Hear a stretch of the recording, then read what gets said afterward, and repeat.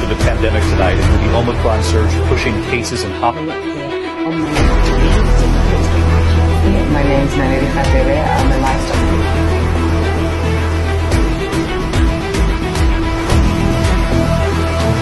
Observed an increase in cases.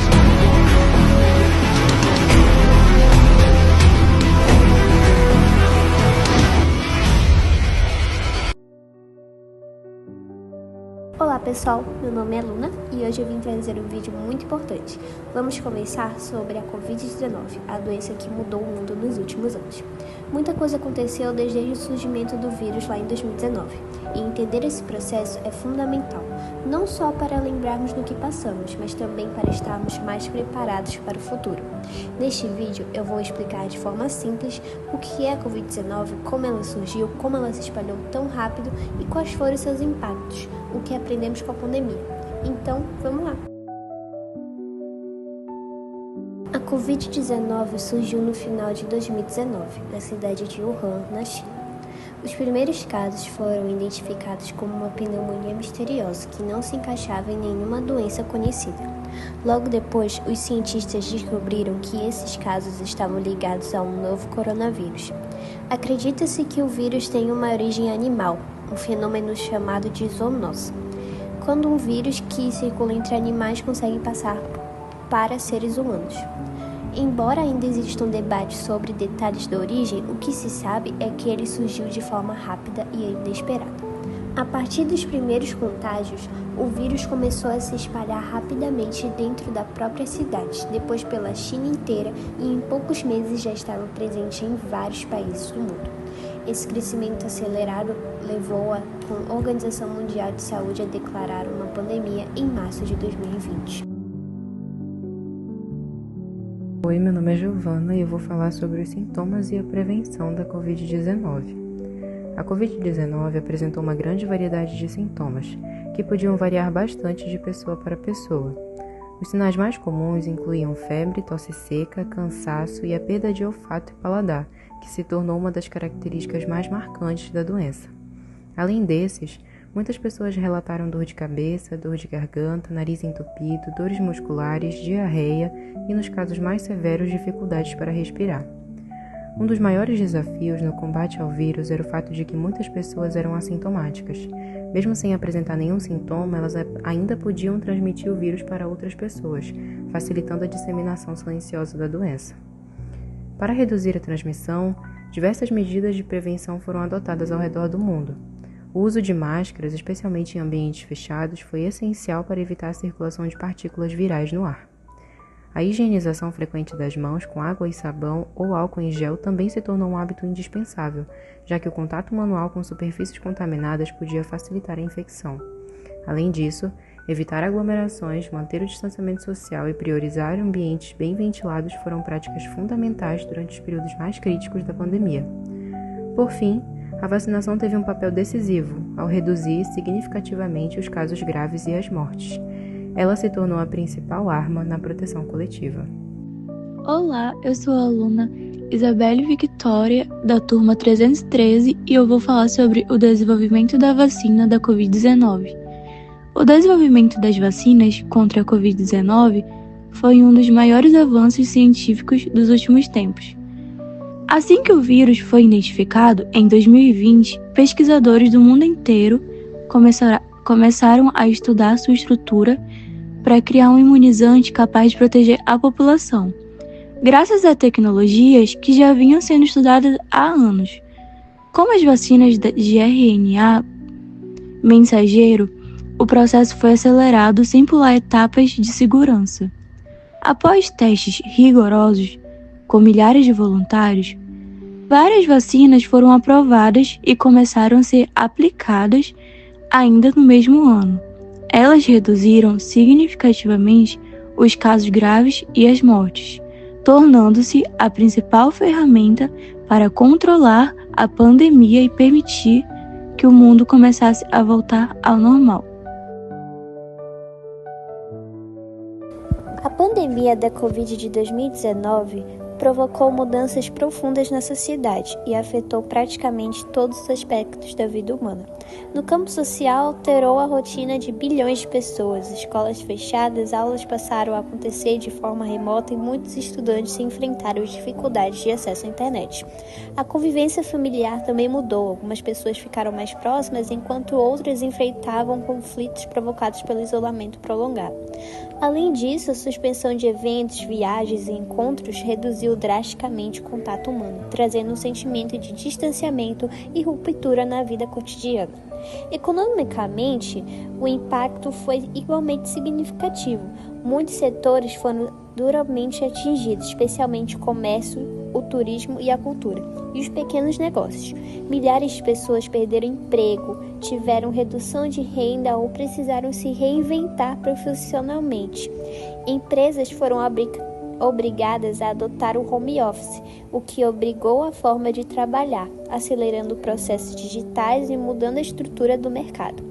Embora alguns setores tenham se beneficiado, como o de tecnologia e serviços de entrega, a desigualdade econômica aumentou e muitas famílias enfrentaram dificuldades financeiras severas. No aspecto psicológico, a pandemia deixou marcas profundas. O medo da doença, a perda de familiares, o isolamento social e as incertezas sobre o futuro aumentaram os casos de ansiedade, estresse e depressão. Muitas pessoas passaram a lidar com sentimentos de solidão, insegurança e sobrecarga emocional, especialmente aquelas que ficaram longos períodos isoladas e tiveram que conciliar o trabalho, o estudo e cuidados domésticos ao mesmo tempo. Profissionais de saúde também sofreram um grande desgaste, enfrentando jornadas intensas e lidando diariamente com a situação de risco e luto. O meu nome é Débora e eu vou falar sobre o que aprendemos com a pandemia.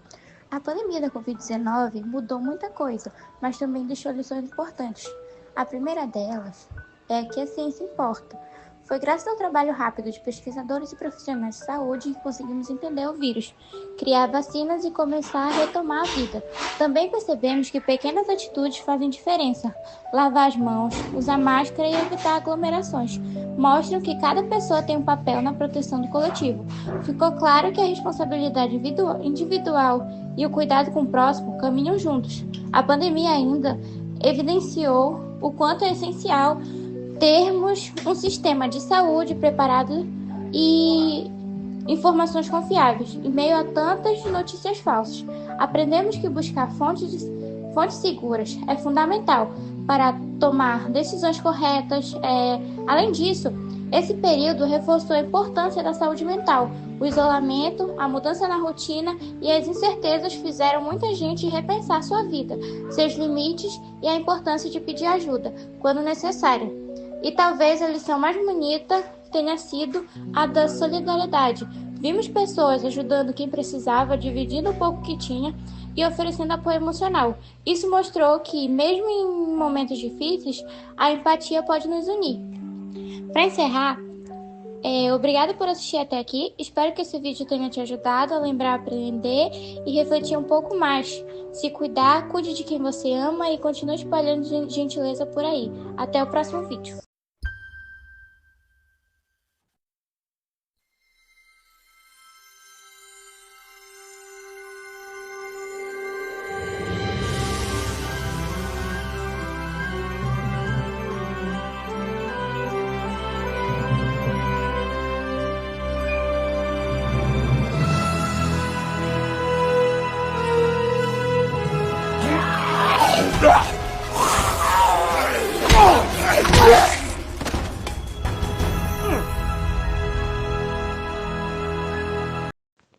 Olá, meu nome é Luiz Elian Santos e esta apresentação é sobre o sistema locomotor, realizada pelo meu grupo, Luiz Felipe, Tiffany, Andressa e João, da Escola Antônio Cordeiro Ponte. O sistema locomotor. O sistema locomotor é responsável pelo movimento, pelo suporte do corpo e pela interação com o meio ambiente. Ele é essencial para a postura, equilíbrio e todas as atividades do dia a dia. Sistema esquelético. O sistema esquelético é formado por ossos, cartilagens, ligamentos e articulações. Os ossos sustentam o corpo, protegem órgãos internos, ajudam no movimento e produzem células sanguíneas. Eles também armazenam minerais e estão sempre em processo de remodelação, porque são tecidos. O sistema muscular possui mais de 600 músculos. Existem 3 tipos de esquelético: liso, cardíaco. Os músculos permitem movimento, postura, produção de calor e funções fisiológicas importantes. A contração muscular depende das proteínas actina e miosina. Articulações e mobilidade. As articulações conectam os ossos e permitem mobilidade. Elas podem ser rígidas ou altamente móveis, como no ombro, né? As articulações sinoviais são as mais móveis e contam com líquido sinovial, que evita atrito e desgaste. Integração do sistema. O movimento só acontece porque os ossos, músculos e articulações trabalham juntos. Os ossos formam a estrutura, os músculos produzem movimento e as articulações dão flexibilidade. Essa coordenação é a base da biomecânica. Conclusão. Em recursos, o sistema locomotor é essencial para a vida e para a saúde. Entender seu funcionamento ajuda a prevenir lesões e melhorar a qualidade de vida.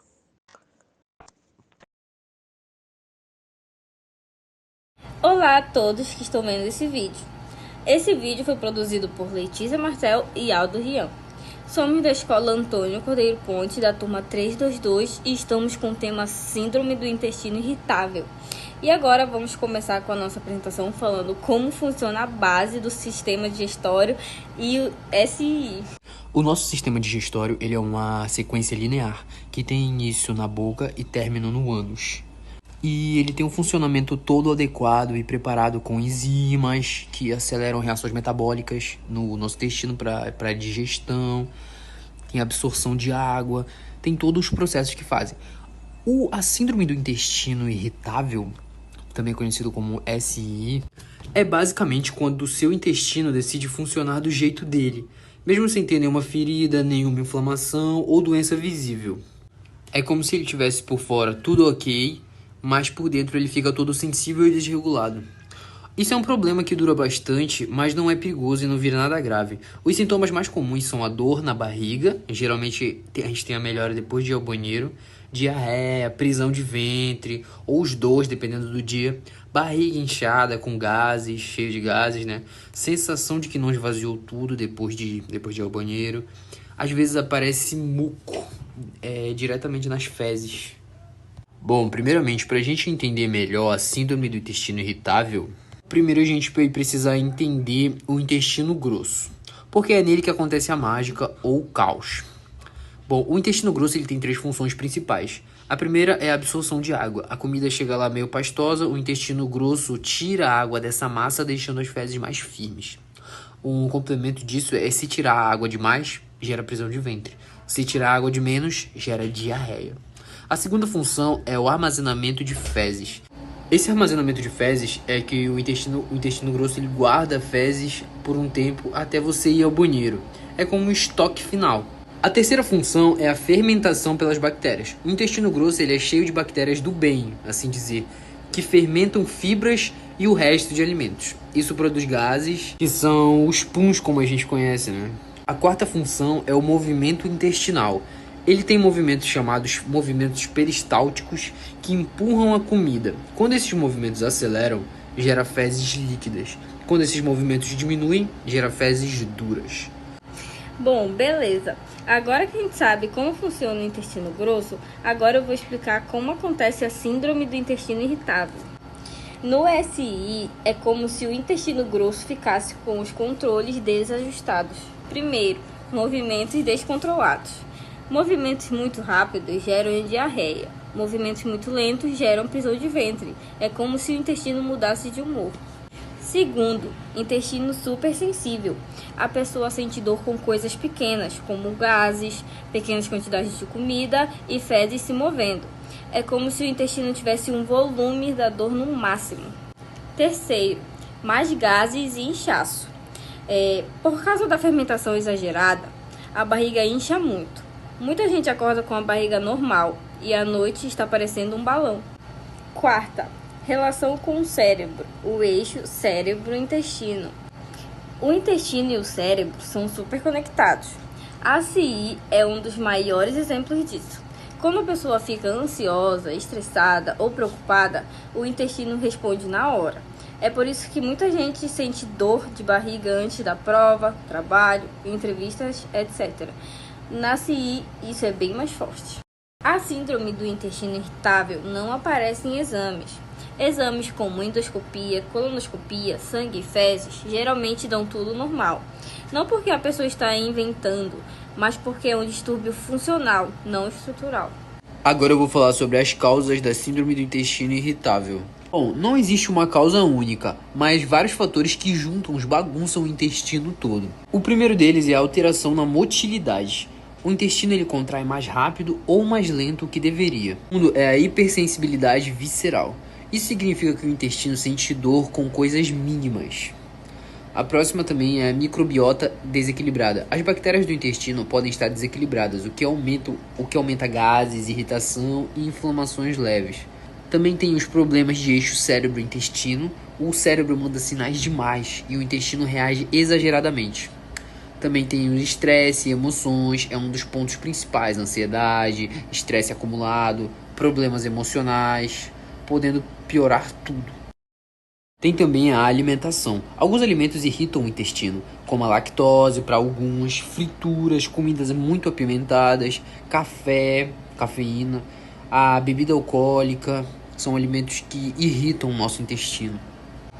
A síndrome do intestino irritável pode variar de pessoa para pessoa, mas os principais sintomas são dor abdominal, diarreia, prisão de ventre ou os dois, inchaços e gases, muco nas fezes, sensação de evacuação incompleta e vontade repentina de ir ao banheiro. Esses sintomas vêm e vão, dependendo do dia. O diagnóstico é clínico, ou seja, com consultas, históricos e eliminação de outras doenças. Exames só servem para descartar outras causas. O tratamento não existe cura, mas existe controle total. Inclui mudanças alimentares, como dieta, redução de alimentos irritantes, controle do estresse, atividades físicas regulares, medicamentos específicos como antiparmódicos, laxantes, antidiarreicos, antidepressivos em dose baixa e probióticos. A síndrome do intestino irritável é um distúrbio real, comum e que afeta muita gente. Apesar de não ser grave, pode atrapalhar bastante no dia a dia, no trabalho. A boa notícia é que com o tratamento e alimentação correta, o controle emocional, a pessoa consegue viver muito bem. Bom, esse foi o nosso trabalho. Creio que conseguimos deixar claro e evidente como funciona a síndrome do intestino irritável. Obrigado pela atenção. Introdução, tópico 1. Conceito geral e importância. O câncer gastrointestinal engloba todos os tumores malignos que surgem ao longo do sistema digestivo, incluindo esôfago, estômago, intestino delgado, cólon, reto, fígado, vias biliares e pâncreas. Esses tumores representam uma das maiores cargas de doença no mundo, respondendo por cerca de 1/4 dos novos casos de câncer e mais de 1/3 das mortes. No Brasil, as estimativas do INCA indicam aproximadamente 704 mil novos casos de câncer por ano entre 2023 e 2025, sendo o câncer coloretal um dos principais dentro do grupo gastrointestinal. Tópico 2. Tipos, características e epidemiologia. Dentro do grupo GI, gastrointestinal, há vários tipos, cada um com as características próprias. Câncer coloretal. Ele afeta o cólon e o reto e está entre os mais comuns. É influenciado pela dieta, obesidade, sedentarismo e alterações genéticas como a síndrome de Lynch. Câncer gástrico.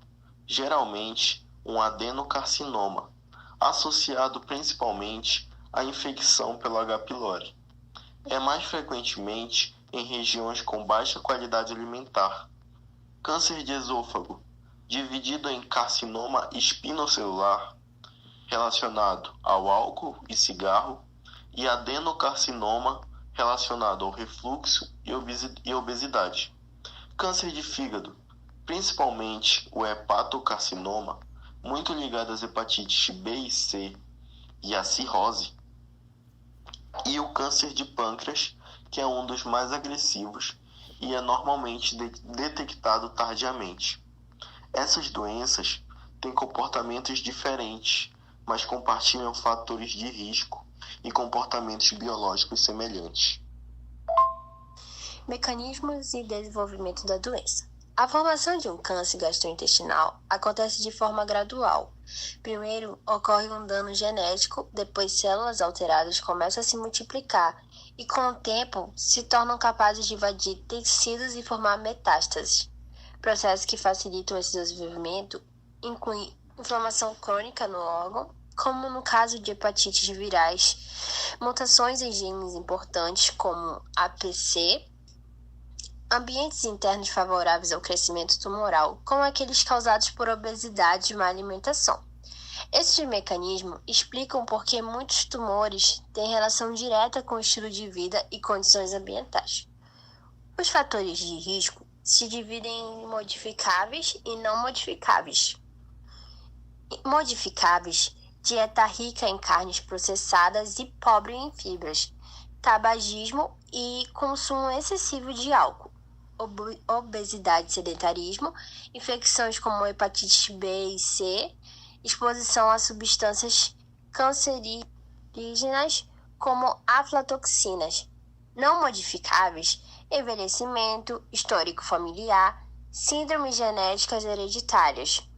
Compreender esses fatores é essencial para ações de prevenção. Tópico 5. Sinais e sintomas. Os sintomas dependem do local do tumor, mas alguns sinais comuns incluem perda de peso inexplicada, fraqueza e anemia, dor abdominal, alterações persistentes no hábito intestinal, dificuldade para engolir, icterícia e dor no lado direito do abdômen e sangramento nas fezes. Como muitos sintomas são discretos no início, a doença costuma ser descoberta tardiamente, o que piora o prognóstico. Tópico 6. Diagnóstico, rastreamento e estadiamento. O diagnóstico envolve exames especializados, como a endoscopia e a colonoscopia, fundamentais para detectar e biopsiar lesões. Exames de imagem como tomografia, ressonância e PET-CT. Marcadores tumorais que ajudam no acompanhamento. O rastreamento é crucial, especialmente para câncer coloretal. Recomendações internacionais sugerem começar aos 45 anos para pessoas de risco habitual. O estadiamento utiliza o sistema TNM, que avalia o tamanho do tumor e o comprometimento de linfonodos e metástases. Tratamentos. O tratamento varia conforme o tipo do tumor e o estágio. Cirurgia, principal método de cura para vários cânceres gastrointestinal. Quimioterapia, usada antes, depois ou quando o tumor já se espalhou. Radioterapia, principalmente em tumores do reto. Terapias-alvos, baseadas em alterações genéticas específicas. Inoterapia, que vem avançando em vários subtipos. Tumores detectados no início têm melhores chances de cura, já os tumores como o de pâncreas ainda representam baixa taxa de sobrevida.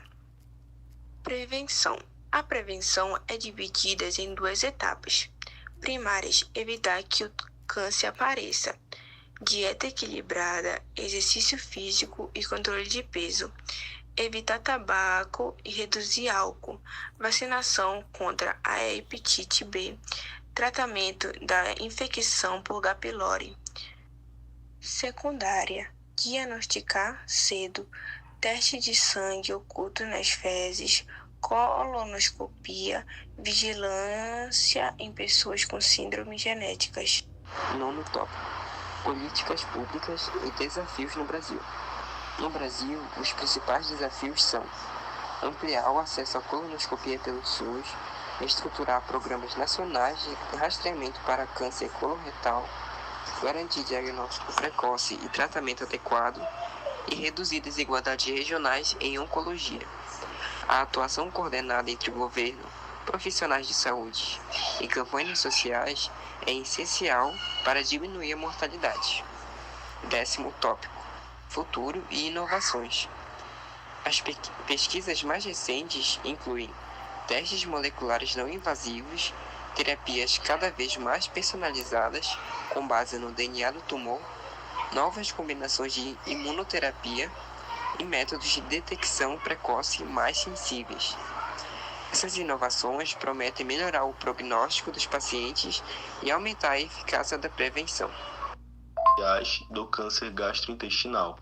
Para os leigos do assunto, o câncer gastrointestinal não influencia somente no corpo, mas também na vida social. O câncer GI, ou câncer gastrointestinal, afeta também o psicológico e a vida social, já que diversas pessoas desenvolvem ansiedade, medo, depressão. Mudanças na imagem corporal acontecem, especialmente após cirurgias. Alterações na rotina alimentar e na vida social, sobrecarga emocional e financeira da família e uma queda da qualidade de vida. O suporte psicológico e multiprofissional é essencial para uma recuperação completa. 12. Multidisciplinaridade no tratamento. O tratamento do câncer GI exige uma equipe integrada, que precisa de quais integrantes? Cirurgiões oncológicos, oncologistas clínicos, gastroenterologistas, radioterapeutas, nutricionistas, psicólogos, enfermeiros especializados, fisioterapeutas, e essa abordagem multidisciplinar tende a melhorar as decisões terapêuticas, reduzindo complicações e aumentando a qualidade de vida